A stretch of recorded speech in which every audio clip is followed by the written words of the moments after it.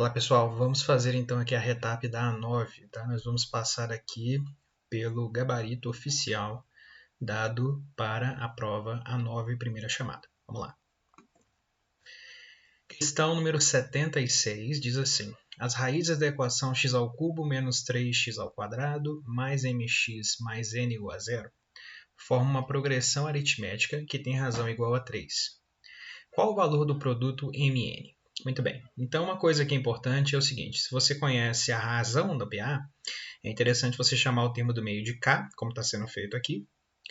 O termo anterior a ele é K menos a razão, K menos 3, o termo seguinte K mais 3. Nós sabemos calcular a soma das raízes pelas relações de Girard, né? Lembra que se eu chamo isso aqui de A, B, C e D, a soma das raízes é menos B sobre A. No nosso caso aqui, dá mais 3.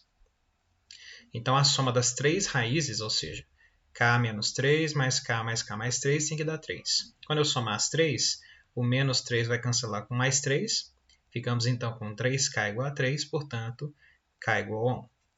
Agora que nós sabemos o K, dá para descobrir as outras raízes, né? É só substituir aqui na primeira linha. Então, fica 1 menos 3 a primeira raiz, menos 2. A segunda raiz é K, já descobrimos que vale 1. E a terceira raiz é K mais 3. Como K vale 1, fica 4. Então, as três raízes da equação já foram determinadas. Para encontrar os coeficientes mn, a gente vai usar as outras relações de Girard, né? O produto das raízes é dado por menos d sobre a. Né? No nosso caso aqui vai dar menos n. E aquela soma dos produtos 2 a 2, né? Que eu vou chamar de P', é dada como c sobre a, que no nosso caso é m. Então vamos lá. Produto das raízes, menos 2 vezes 1 vezes 4 dá menos 8. Isso é igual a menos n, portanto n vale 8. E a soma dos produtos 2 a 2, né? É só você fazer menos 2 vezes 1, mais menos 2 vezes 4, mais 1 vezes 4. Isso dá menos 6. Segundo as relações de Girard, isso vale m. Logo, m vezes n é 6 vezes menos 6 vezes 8, que é menos 48. Então, a resposta é a letra D de dado. Beleza? Então, essa é a questão 76. 77. Na equação x² menos 9x ao cubo mais 30x ao quadrado menos 44x mais 24 igual a zero, sabe-se que m é raiz simples e k é raiz de multiplicidade m, tá? Então, o número aqui que representa a raiz também representa a multiplicidade. E o conjunto de solução dessa equação é mk, ou seja, só existem essas duas raízes, m e k. Assinale a opção que apresenta o valor de k² mais m². Bom, a primeira coisa que você tem que entender é que a soma das multiplicidades é igual ao grau, né, da nossa equação. Então, se é do quarto grau, as multiplicidades têm que somar 4. Ou seja, a multiplicidade da raiz m é 1, porque ela é raiz simples, e a multiplicidade da raiz k é m. Com isso, nós encontramos que m vale 3. Logo, o m, ou seja, 3 é raiz simples, aparece uma vez, e o k é raiz de multiplicidade m. Multiplicidade 3 é raiz tripla. Logo, as raízes são 3k, k e k. De novo, nós usamos aqui as relações de Girard, né? Nós sabemos que a soma das raízes é menos b sobre a. No nosso caso aqui vai dar mais 9. Então, soma tudo, né? 3 mais k mais k mais k igual a 9. Daqui a gente encontra que k vale 12. Já achamos o m e o k. Portanto, k² mais m² é igual a 4 mais 9, que é igual a 13. Resposta, então, alternativa E. Beleza? Então, essa é a questão 77. 78, né? Vamos devagar aqui porque ela tem muitos passos. Então, se x1, x2 e x3 são as soluções, né? São as raízes dessa equação aqui, ele quer saber o valor da expressão x1² mais x2², x1² x2² mais x1² x3² mais x2² x3². Então, nós temos aqui as três relações de Girard, né? A soma das raízes, soma dos produtos de duas em duas e o produto das três raízes, né? Calculadas de acordo com os seus coeficientes. Aí aqui nós usamos um produto notável, né? Se você pega essa expressão aqui, ó, que a gente encontra, né, nessa segunda relação de Girard ela é igual ao quadrado, o produto notável é que dá o quadrado do primeiro, quadrado do segundo, quadrado do terceiro, E aí nós ficamos com duas vezes, primeiro pelo segundo, primeiro pelo terceiro e segundo pelo terceiro, que quando fatorado fica dessa forma. Então aqui apareceu a expressão que nós queremos no enunciado e apareceram outras expressões que a gente pode encontrar a partir das relações de Girard que estão ali em cima. Então a gente só isola, né, essa expressão que eu destaquei aqui, ó, passa, né, essa outra parte lá para o primeiro membro subtraindo e a gente substitui. Né? Então a expressão que está sendo pedida, ela pode ser calculada como esse quadrado, né, menos aquela expressão que estava ali, subtraída aqui. Né? Então nós só substituímos. Né? Isso aqui é a segunda relação de Girard, né, essa aqui, fica 5 sobre 2 ao quadrado. Duas vezes, né, essa parte aqui, ó, é o produto, que está aqui embaixo, menos meio. E essa aqui é a soma, né, que está aqui em cima, 3 meios. Então, basta substituir. Né? Aqui está multiplicando, né? Menos duas vezes menos meio, aqui a gente vai cancelar. Né? Menos com menos vai dar mais, ficou mais 6 quartos. Tira o MC, que, aliás, o MMC já foi encontrado, né? 6 quartos. E aí a resposta é 31 sobre 4. Tá? Então, a resposta aqui é a letra C. Ok? Às vezes é até melhor deixar sem tirar MMC aqui, né? Como ele fez, porque aí já fica com o denominador 4. Beleza? Então, letra C, questão 78. Questão 79. Vamos devagar na leitura, né? Ele diz assim, sabemos que não existem fórmulas de resolução para equações de grau maior do que 4, né? E que as fórmulas para as equações de terceiro e quarto grau são bastante complicadas. No entanto, se pudermos determinar alguma raiz de uma equação desse tipo, a tarefa de resolvê-la pode ser simplificada. Como forma de tentar tornar esse trabalho menos árduo, né, temos o teorema das raízes racionais, que ao ser utilizado, pode fornecer algumas raízes e, consequentemente, conseguiríamos reduzir o grau do polinômio inicial para encontrar as demais raízes. O teorema das raízes racionais pode ser apresentado de uma forma não muito conhecida, como se P sobre Q é raiz da função polinomial f, com P e Q inteiros e o MDC entre P e Q igual a 1, então P divide o termo independente, Q divide o coeficiente líder e P menos MQ divide f de M, para qualquer M pertencente ao conjunto dos números inteiros. Em relação a esse assunto, dada a função f de x, podemos afirmar que f... Bom, vamos lá.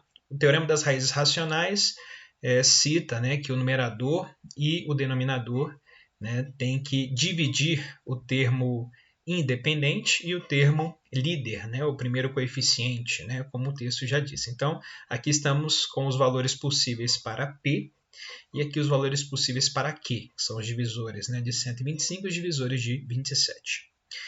Bom, uma coisa que ele diz para a gente, né, que se P divide o termo independente, né, e Q divide o coeficiente líder, e P menos MQ divide FM, né, para qualquer M.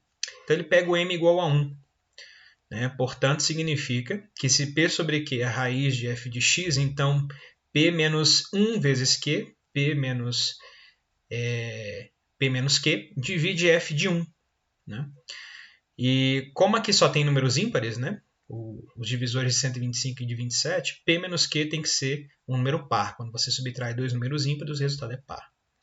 Né? Mas como f de 1, substituindo aqui o x por 1, dá menos 117, é um número ímpar, é impossível que um número par divida um número ímpar. Né? Portanto, não pode haver nenhuma raiz racional. Beleza? Por essa impossibilidade de um número par dividir um número ímpar. Certo? Então a resposta aqui é a letra A. Né? Não há raiz racional que satisfaça ao teorema. Beleza? Então uma interpretaçãozinha de texto aqui na questão 79. Questão 80. Uma das maneiras de resolver equações polinomiais é através da forma fatorada. Como, por exemplo, bom, ele ilustra aqui para a gente, né, ele faz a fatoração, né, e escreveu essa equação como um produto de três outros polinômios igual a zero. Né? E ele diz assim, analisando as raízes dessa equação, x ao cubo menos 2x² mais x menos 2 igual a zero, é correto afirmar que... Muito bem, aqui a gente usa a fatoração por agrupamento. Né? Você coloca o x² em evidência nos dois primeiros termos, coloca 1 em evidência nos dois últimos termos, depois você coloca o x menos 2 em evidência e chega nessa multiplicação. Então, se o produto de duas expressões dá zero, é porque A primeira vale 0 ou a segunda vale 0. Então, daqui você encontra x igual a 2. E da segunda, né, se encontra x² igual a menos 1, portanto, as duas raízes são números complexos, né, mais i e menos i. Então, quais são as raízes da equação? X igual a 2, x igual a menos i, x igual a i. Ok? Então, tem duas raízes complexas e uma raiz natural. A resposta é a letra C. Perfeito? Então, essa foi a questão 80. Vamos para a questão 81. Tá? Ele fala assim. A figura apresenta parte do gráfico do polinômio p de x de quinto grau.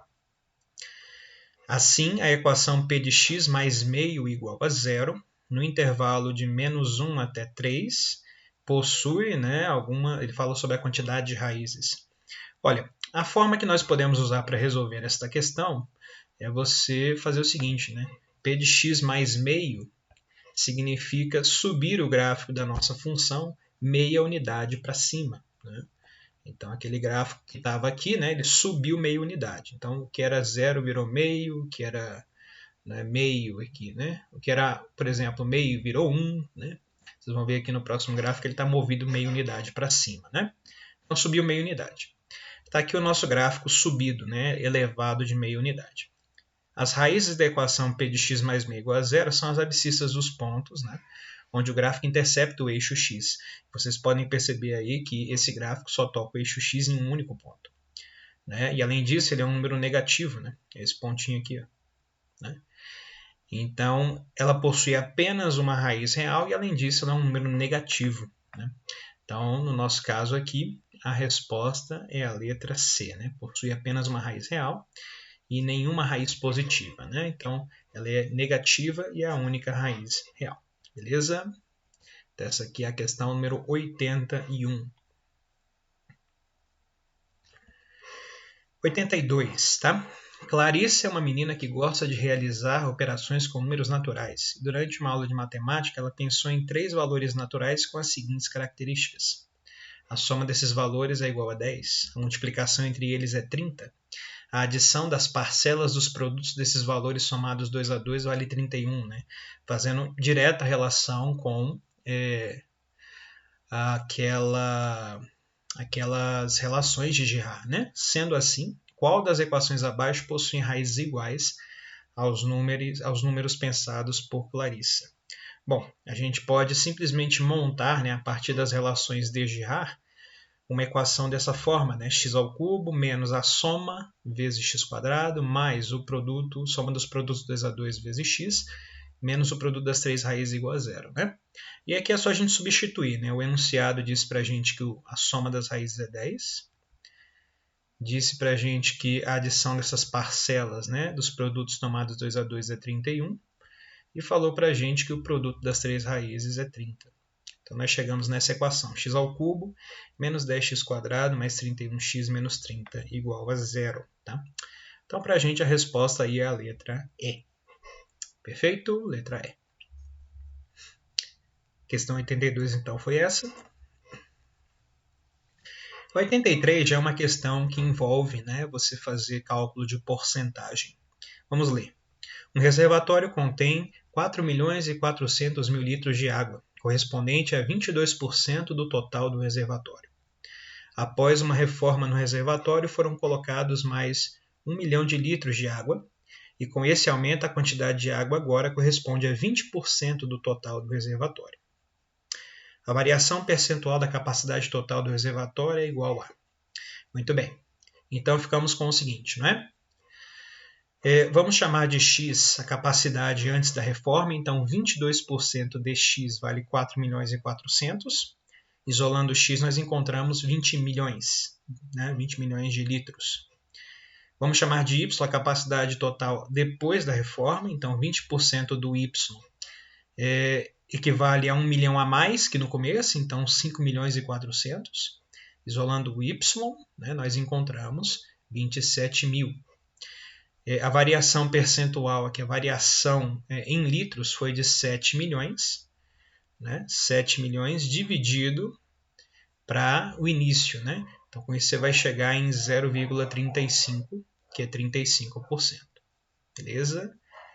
Ok? Então a variação foi de 35% em relação ao original. Resposta é a letra D.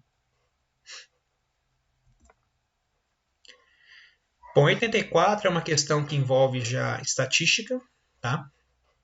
Diz assim para a gente.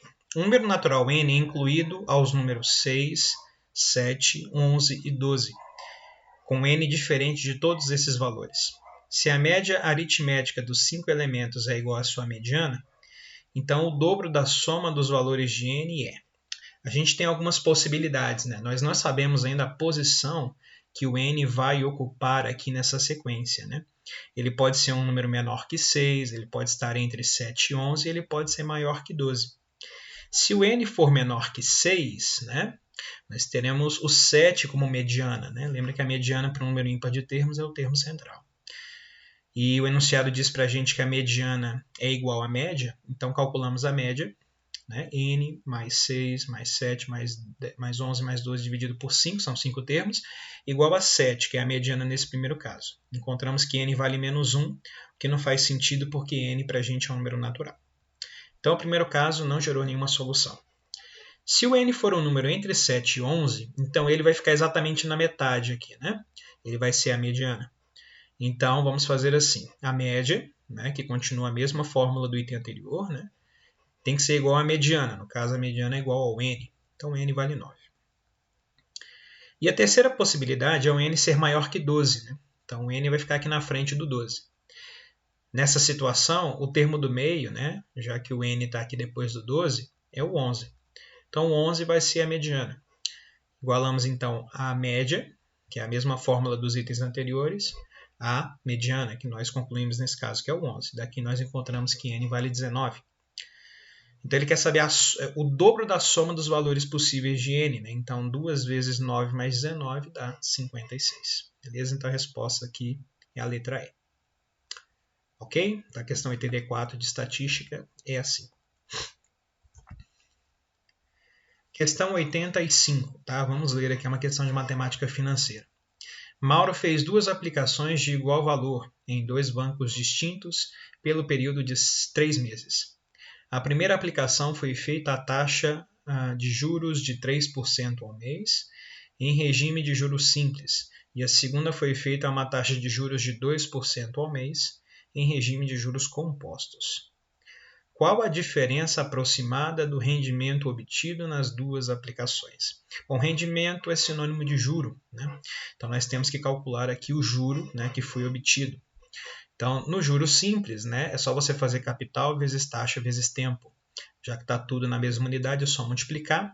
Temos um rendimento de 0,09 vezes o capital. Então, foi 9% de rendimento nesse período. Agora, usando o juro composto, né, a gente tem que fazer capital vezes 1 mais a taxa elevado ao tempo. Então, fazendo essa continha, você vai achar 1,06 vezes o capital. Temos, então, um rendimento de 6%, aproximadamente 6%. Por isso que ele pede a diferença aproximada. Né? Então, você faz a subtração. Né? 9% menos 6% dá 3%, né, da diferença aproximada do rendimento obtido. Beleza? Então a resposta aqui para a gente é a letra B de bola. Essa foi a questão 85. Questão 86. Rafael, Maria, Joana, Arnaldo e Ruth estão resolvendo a seguinte questão. O dono de uma loja de produtos eletrônicos, devido à variação no valor do dólar, realizou um acréscimo de 20% e alguns dias depois um desconto de 10% sobre um determinado produto. Se fosse realizar uma única mudança no preço do produto, equivalente a essas 2 mudanças sucessivas, qual seria a porcentagem de aumento? Aí houve várias afirmações. Rafael afirmou que a resposta é 10%, justificando que a diferença das 2 mudanças sucessivas. Maria diz que a resposta é 8%, pois se trata de uma situação de aumento e desconto sucessivo. Joana falou que é impossível determinar, pois os dados são insuficientes. Arnaldo falou que o resultado é 15%, pois é a média aritmética dos 2 aumentos sucessivos. Ruth disse que a resposta é igual a 12%, pois levou em conta um produto que custa inicialmente R$100. Diante disso, quem está certo? Muito bem, nós não sabemos o preço inicial, chamamos de X. Para representar o aumento, o acréscimo de 20%, multiplicamos por 1 mais a taxa de acréscimo, 1 mais 0,20. E já que o desconto é logo em seguida, nós multiplicamos por 1 menos a taxa de desconto, 1 menos 10%. Então temos que fazer x, que é o preço inicial, vezes 1,2 vezes 0,9. Isso dá 1,08x, que equivale a 100% de x. Considerando que no início você tinha 100% de x, houve um aumento de 8%. Quem afirmou o aumento de 8% foi a Maria. Então, a resposta correta aqui é a letra B. É a Maria que disse, né, a verdade. Perfeito? Então, essa foi a questão 86. Questão 87 é uma questão de estatística bem direta. Diz assim: uma pesquisa realizada com 1.800 pessoas tratava sobre a preferência entre 3 celulares. O resultado da pesquisa foi apresentado através de 3 setores circulares do mesmo círculo. Determinado modelo de celular é preferido por 255 pessoas. Qual é o ângulo central correspondente a esse celular? Muito bem, aqui é só a gente fazer aquele raciocínio de proporcionalidade. Você pega o 255, multiplica por 360, que é o ângulo total desse círculo, e divide por 1.800, que é o total de pessoas, né? 1.800, que é o total de pessoas que participou da pesquisa. Fazendo essa continha, você chega em 51 graus. Então, o setor circular tem um ângulo de 51 graus. A resposta, então, é a letra C. Beleza? Questão 87. Questão 88. Para assistir aos Jogos Olímpicos de Tóquio 2020, Francisco desejava comprar uma Smart TV de 55 polegadas. Depois de uma rápida pesquisa, ele encontrou a TV desejada por R$3.000, para pagamento à vista, ou com 30% de entrada, mais uma parcela única de R$2.400 após 3 meses. Se Francisco tivesse decidido comprar a televisão de forma parcelada, a taxa de juros simples mensal aplicada será de. Então, na forma parcelada, vamos pensar um pouquinho, né? O que significa isso? Você vai dar uma entrada de 30%, né? Isso equivale a 900. Mais uma parcela de R$2.400, né? Após 3 meses. Significa, então, que o preço que você tem que pagar é R$3.300. No entanto, como você compra à vista por R$3.000, esse valor de 3.300 está com um juro embutido.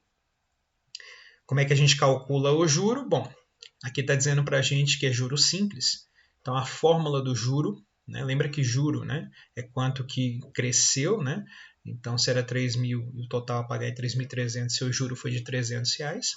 E o juro é capital vezes taxa vezes tempo, lá no juro simples. Então, 300 é o capital, 2.100, vezes a taxa vezes o tempo.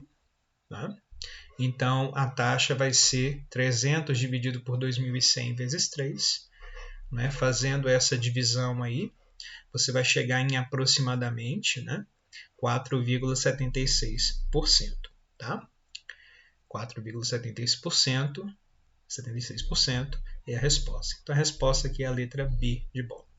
Questão 88, então. Bom, questão 89, questão de estatística, tá? Pede que nós calculemos média, moda e mediana. Diz assim para a gente: o gráfico abaixo mostra o resultado obtido por uma turma de 50 alunos em uma avaliação de matemática. O professor, para melhor avaliar as notas, fez um estudo estatístico das mesmas. Para tanto, ele calculou a média, a mediana e a moda, obtendo como solução os valores respectivamente iguais a. Então vamos lá, né? Aqui nós estamos com o gráfico, né? Um gráfico de barras. Observe que nós temos ali 2 alunos com nota 1, 4 alunos com nota 2, 2 alunos com nota 3, 6 com nota 4 e assim por diante. Cálculo da média, né? Representada aqui por x barra. Tá? Você pega as quantidades totais e divide pelo número de alunos, né? Então, você tem 2 alunos com nota 1, 4 vezes 2, 2 vezes 3 e assim por diante, né? 6 vezes 4. Tudo isso dividido por 50, né? Que nada mais é que a soma, né, dessas quantidades de alunos que tirou cada nota, né? Então, nós em cima encontramos 290 dividido por 50, né? E essa conta vai dar 5,8. Então, achamos a média, 5,8. Nesse caso, como eu tenho 50 alunos e isso é um número par, para chegar, né, na mediana, nós devemos fazer a média entre os dois termos do centro, né? E os dois termos do centro são o 25º e o 26º aluno. Né? Ambos tiraram 6, tanto o 25º quanto o 26º aluno. Então, 6 mais 6 dividido por 2 dá 6, essa é a nossa mediana. E a moda é aquele com maior frequência, né? A nota que aparece mais vezes, que no caso é a nota 5. Né? Então, o gabarito para a gente é a letra A. Ok? Letra A. Questão 89. Questão 90, ela tem um gráfico, né? Nós temos que ler aqui e interpretar. O gráfico abaixo apresenta o aumento de massa corporal de meninos, cuja análise se dá pelo ponto de intersecção entre o peso em quilogramas e a idade em mês completo da criança. Então temos aí esse gráfico, né? Várias linhas, né? Um menino, no momento do seu nascimento, tinha 4,5 kg de massa corporal, e aos 4 meses seu peso chegou ao valor que corresponde ao ponto exatamente sobre a curva C. Qual foi o aumento percentual do peso desse menino descrito com uma casa decimal no período considerado? Muito bem, então ele tinha 4,5 e aos 4 meses ele chegou, né, num ponto exatamente sobre a curva C, né, esse pontinho aqui, ó, 4 meses. Então significa que o peso dele, né, é 7. Então, para a gente achar o aumento percentual, né, a gente pode fazer o seguinte.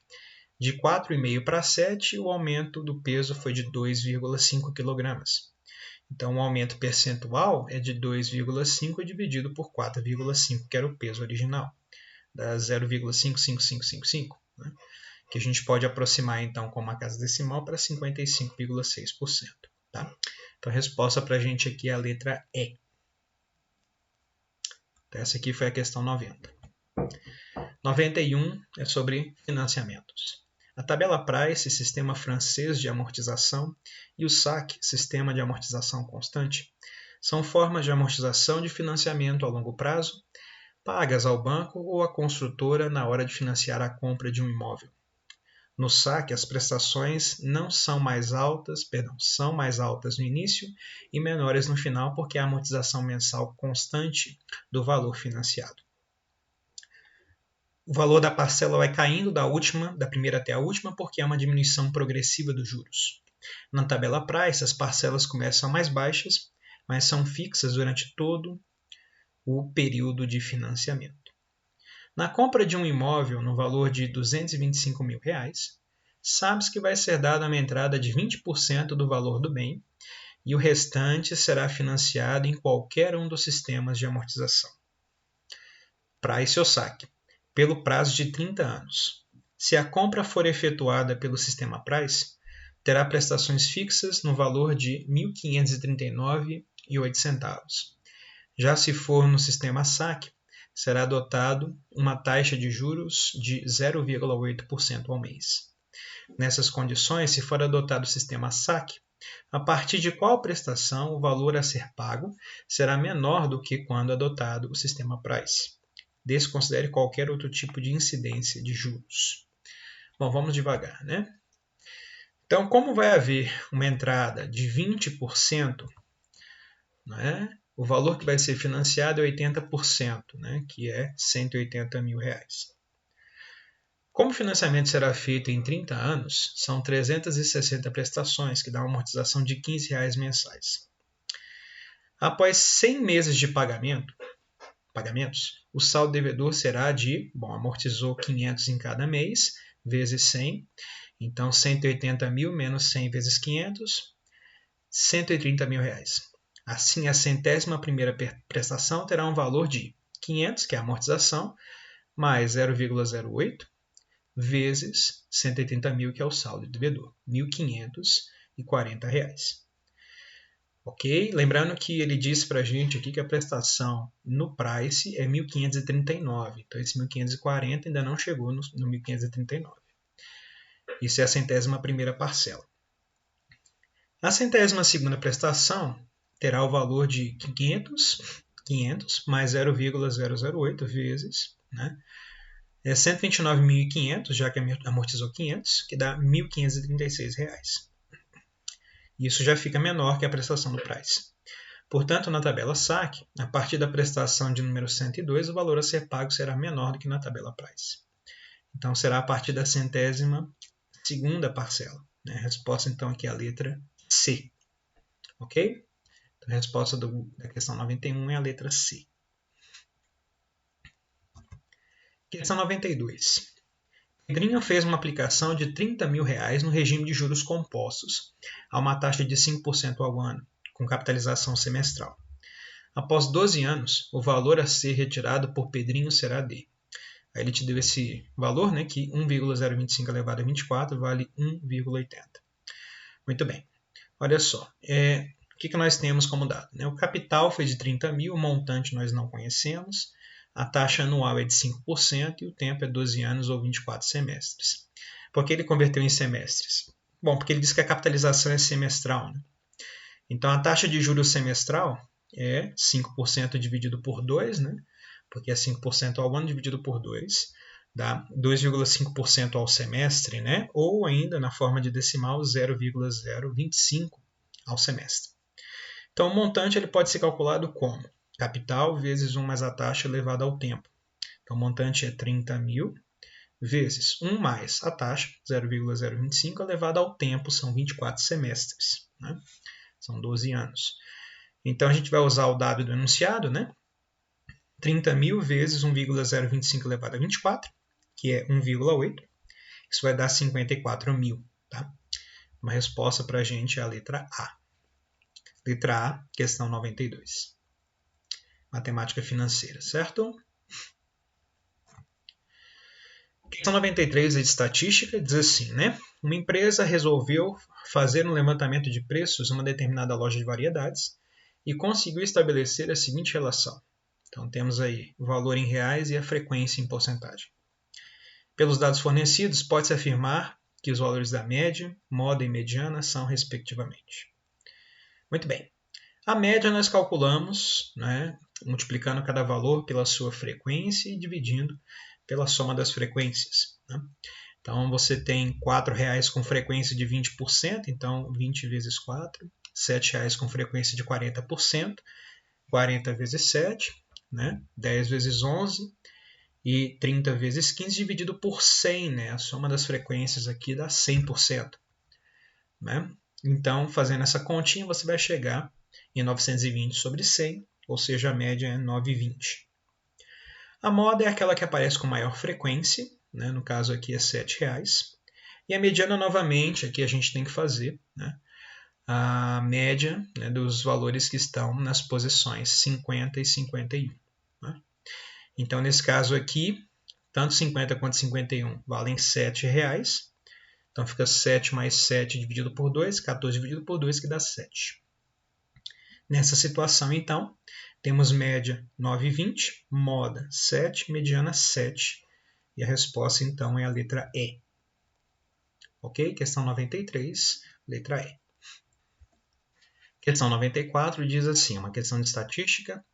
Durante um jogo de vôlei da equipe A, o jogador mais velho precisou ser substituído por outro atleta com idade de 18 anos, e com isso a média de idade dos titulares diminuiu 3 anos. Considerando que a equipe titular de vôlei é formada por 6 jogadores, a idade do atleta mais velho substituído corresponde a... Certo.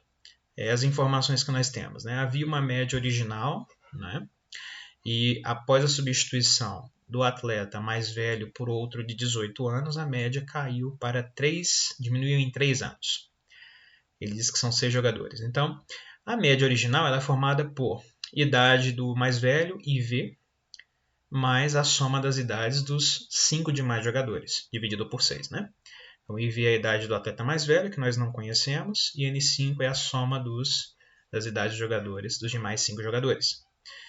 Bom, a nova média, que é substituindo esse IV por 18, é 3 unidades menor que a média original. Então, se eu pego o atleta novo mais os demais 5 e divido por 6, a nova média, é a média original menos 3 anos. Então, 18 mais N5 sobre 6 é a idade do mais velho, mais N5 sobre 6, menos 3. Bom, multiplicando tudo por 6, nós chegamos nessa relação. Né? 18 mais N5 é igual à idade do mais velho mais N5 menos 18. Cancela o N5 dos dois lados, isola a idade do mais velho, deu 36 anos. Portanto, a idade do mais velho é 36. E a resposta é a letra C. Então, essa foi a questão 94, uma questão de estatística. Questão 95. Determinado aluno sabe que para seguir a segunda fase de um vestibular, deve obter média maior do que ou igual a 7 pontos na primeira fase. Além disso, não pode obter nota inferior a 5 pontos em nenhuma das áreas avaliadas. As áreas avaliadas, com seus respectivos pesos, estão descritas na tabela abaixo.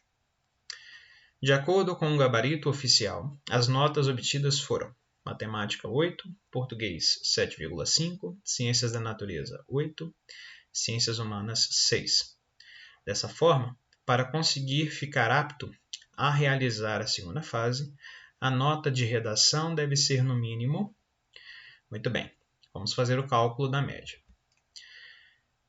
Para que nós cheguemos à média 7, lembrando que é uma média com pesos, média ponderada, então cada nota contribui com uma importância diferente, chamada peso. A nota de matemática entra com importância 3, português importância 3 e assim por diante. Né?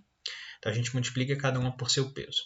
Então eu faço 3 vezes 8, 3 vezes 7,5, 8 vezes 1, 6 vezes 1. Redação tem peso 2, mas eu não sei a nota. 2 vezes R. Dividimos aqui pela soma dos pesos. Né? 3 mais 3, mais 1, mais 1, mais 2. Isso tem que dar 7, que é a nota para aprovação. Então, passando isso aqui multiplicando, somando tudo, 60,5 mais 2R vale 70.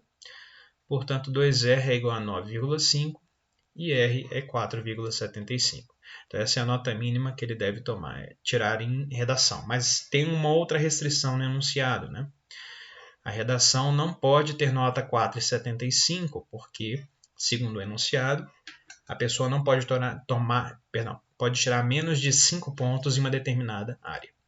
Portanto, para que ele seja aprovado, ele precisa de pelo menos 5 pontos. Né? Apesar do 4,75 ser um limitante inferior, nós precisamos pelo menos 5 pontos em cada uma dessas disciplinas. Então, no mínimo 5.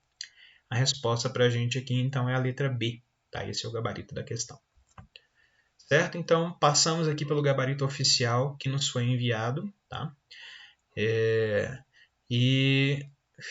Peço que vocês fiquem atentos aí em relação ao período de recurso. Se vocês tiverem algum comentário, por favor, entre em contato conosco pelo Fórum de Dúvidas.